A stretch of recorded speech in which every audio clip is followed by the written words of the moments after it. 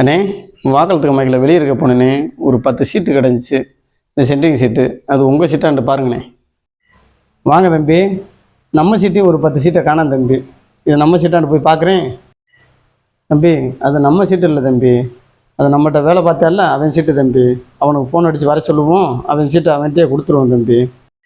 அது உங்கள் சீட்டில் இல்லை, நான் கொண்டு வந்தேன் தம்பி. நீங்கள் எதுவும் அதை கலாண்டில் இல்லை?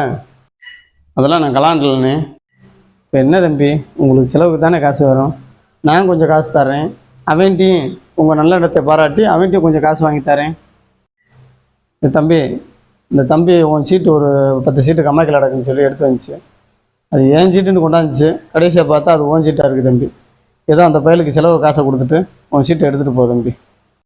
அண்ணே ரொம்ப நன்றிண்ணே. இப்படி நிறையா சீட்டு காணாமல் போயிடுச்சுண்ணே. நான் அந்த சீட்டு என் சீட்டு தானே, நான் அதை எடுத்துக்கிட்டு தம்பிக்கு செலவு காசு கொடுக்குறேண்ணே.